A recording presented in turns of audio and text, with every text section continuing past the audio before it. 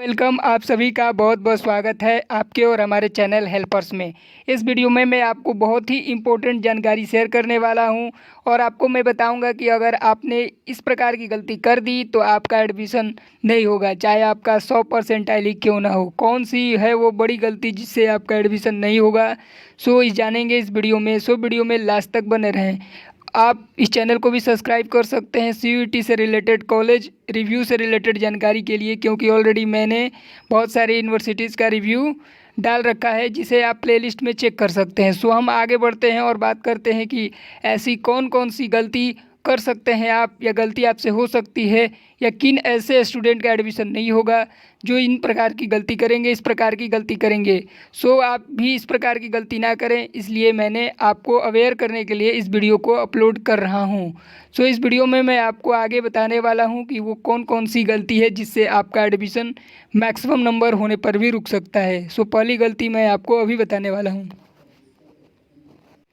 यहाँ पे आप लोग अपने स्क्रीन पर देख रहे हैं HNB गढ़वाल यूनिवर्सिटी श्रीनगर गढ़वाल उत्तराखंड का ये है।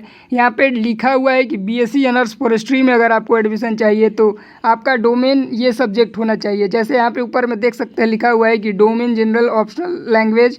अगर आपका इस प्रकार से सब्जेक्ट कॉम्बिनेशन नहीं है, यानी कि फिजिक्स केमिस्ट्री एंड मैथमेटिक्स, या फिजिक्स केमिस्ट्री एंड बायोलॉजी, या फिजिक्स केमिस्ट्री एंड एग्रीकल्चर, कुछ इस प्रकार से अगर आपका सब्जेक्ट डोमेन सब्जेक्ट ये सब नहीं है, सो आप अप्लाई ना करें। अगर इस प्रकार की आप गलती करते हैं, आप काउंसलिंग करा देते हैं और आपका जब अंत में जब आपका एडमिशन होगा सो इन सब्जेक्ट आपके नहीं होगा। कई सारे स्टूडेंट मुझसे कमेंट कर रहे थे कि सर मैंने सिर्फ 2 ही सब्जेक्ट का एग्ज़ाम दिया है तो क्या मेरा एडमिशन होगा।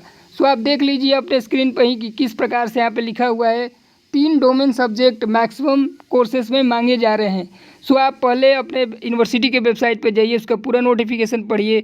अगर आप इन एलिजिबिलिटी क्राइटेरिया को पूरा नहीं करते हैं, जिस भी सब्जेक्ट में आप एडमिशन लेना चाहते हैं, अगर उसका आप एलिजिबिलिटी क्राइटेरिया पूरा नहीं करते हैं, सो आपको काउंसलिंग कराने का कोई मतलब नहीं रहेगा। अगर काउंसलिंग का फ़ीस किसी यूनिवर्सिटी में लगता है सो वो भी आपका बेस्ट हो जाएगा। सो आप ध्यान से काउंसलिंग कराएँ, ये बताया मैंने पहली गलती। कई सारे स्टूडेंट का कुछ इस प्रकार से मैसेज हो रहा होगा, आप ध्यान दे रहे होंगे इस बात को भी कि you have not given intent to apply in this university, contact university for more details.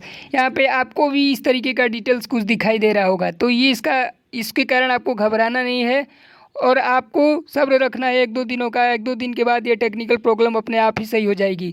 बहुत सारे स्टूडेंट जो कि मॉडिफाई किए हुए हैं, यूनिवर्सिटी अपडेट किए हुए हैं, जब भी थोड़े दिन पहले NTA ने मौका दिया था एक बार अपडेट करने के लिए अपने एग्जामिनेशन फॉर्म को, जो भी आपने फॉर्म भरा हुआ था एप्लीकेशन फॉर्म, उसमें सुधार का मौका दिया था जिससे आप अपने यूनिवर्सिटी नेम को भी सुधार सकते थे, कॉलेज नेम को भी चेंज कर सकते थे। सो कुछ समय आपको लग सकता है ये मैसेज शो होने में, सो आप घबराएं ना, आपका यहाँ पे काउंसलिंग हर हाल में होगा।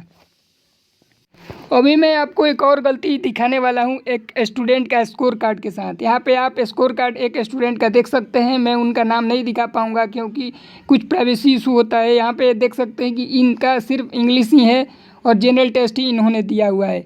तो इस स्थिति में अगर ये एप्लीकेशन कहीं भर देते हैं जिसमें ये दोनों सब्जेक्ट के अलावा कहीं और भी कुछ सब्जेक्ट मांगा जाए, सो इनका एडमिशन नहीं होने वाला है। किसी यूनिवर्सिटी में शायद इनका एडमिशन हो, बहुत मुश्किल है इनका एडमिशन होना। जिस भी यूनिवर्सिटी में 2 से ज़्यादा डोमेन मांग देगा इस तरीके से, उनका एडमिशन 100% नहीं होगा, चाहे इनका नंबर कितना भी हो। वैसे इनका मार्क्स काफ़ी कम है।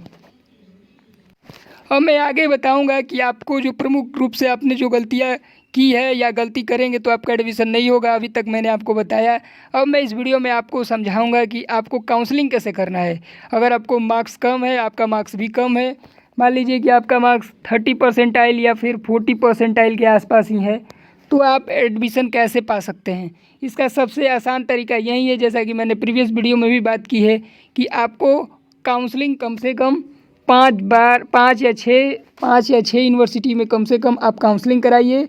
और उसके बाद आपको देखना ये है कि आपने जिस एलिजिबिलिटी क्राइटेरिया को, कौन कौन से एलिजिबिलिटी क्राइटेरिया को आप पूरा कर रहे हैं। कई सारे स्टूडेंट ऐसे भी हैं जो स्पेसिफिक सब्जेक्ट का ही, अब स्पेसिफिक कोर्स में ही नाम लिखवाना चाहते हैं, लेकिन कई सारे स्टूडेंट ऐसे हैं जो काफ़ी सारे डोमेन सब्जेक्ट का एग्ज़ाम दिए हैं, तो उनका एडमिशन कई सारे सब्जेक्ट्स में हो सकता है। एग्जाम्पल के लिए अगर आपने इंग्लिश भी दिया है, हिंदी भी दिया है, एग्रीकल्चर, फिजिक्स, केमिस्ट्री और जनरल टेस्ट और भी 2-4 सब्जेक्ट, हिस्ट्री और भी ज्योग्राफी, इन सब सब्जेक्ट को भी अगर आपने चुन लिया है, बिजनेस एडमिनिस्ट्रेशन को भी चुन लिया है, मास कम्युनिकेशन को भी चुन लिया है, मतलब 6-7 डोमेन सब्जेक्ट अगर आपने चुन लिया है तो आप कम से कम 4-5 कोर्स के लिए एलिजिबल हो जाते हैं। आप बीए के लिए भी एलिजिबल हो जाते हैं, बीएससी के लिए भी एलिजिबल हो जाते हैं। तो इस आधार पे आपको चुनना है कि अगर मान लीजिए कि आपका मार्क्स काफ़ी कम है, 40 परसेंटाइल, 50 परसेंटाइल, या आपका कम नॉर्मलाइज स्कोर है, तो उसके आधार पे आपको ये भी देखना है कि आपका नंबर किस में ज़्यादा आ रहा है। मान लीजिए कि आपका परसेंटाइल कम है और आपने इन सब, जैसा कि मैंने थोड़ी देर पहले बताया कि 6-7 डोमेन्स का एग्ज़ाम दिया है, डोमेन सब्जेक्ट्स का एग्ज़ाम दिया है, तो उस स्थिति में आप आर्ट्स के भी कोर्स चुन सकते हैं और साइंस के भी कोर्स चुन सकते हैं। अगर आपने आर्ट्स के भी कोर्स चुन लिए हैं तो आपका एडमिशन होने का चांस मैक्सिमम हो जाएगा। अगर वहीं आपने कम सब्जेक्ट्स को चुना है, कम ऑप्शंस को डाला हुआ है, तो आपका एडमिशन मुश्किल से हो पाएगा क्योंकि आपका मार्क्स कम है। और हम बात कर रहे हैं कि काउंसलिंग किस प्रकार से करना है। काउंसलिंग आपको हमेशा ऑफिशियल वेबसाइट पे ही जाके करना है और पूरे प्रोसेस को ध्यान से देख के ही करना है। कई सारे स्टूडेंट ऐसी गलती करते हैं कि उनका नाम गलत हो जाता है, पिता का नाम गलती हो जाता है, कैटेगरी गलत भर देते हैं, उसके बाद मैसेज करते हैं मेरे पास कि ये गलती हो गया, वो गलती हो गया। कृपया अभी आप 1-2 दिन और वेट करें, अभी हड़बड़ाने की कोई ज़रूरत नहीं है। अभी आप धैर्य रखें और थोड़े दिन इंतज़ार करें, 1-2 दिनों का, और उसके बाद सारे सिस्टम अपने आप अपडेट हो जाएंगे, सारे वेबसाइट्स को ऑटोमेटिकली जो भी एरर आ रहे हैं वो सारे अपडेट हो जाएंगे और उसके बाद आप आराम से काउंसलिंग कर सकते हैं, वो भी बिना किसी दिक्कत के। सो इस वीडियो में मैंने आपको काफ़ी जानकारी दी काउंसलिंग से रिलेटेड। आपको मैंने बताया कि आपको कौन कौन सी गलती नहीं करनी है। सो इस वीडियो से मुझे आशा है कि आपको काफ़ी हेल्प मिली होगी। इसी प्रकार का वीडियो देखने के लिए, कॉलेज अपडेट देखने के लिए इस चैनल को भी सब्सक्राइब कर लीजिए। बहुत बहुत धन्यवाद।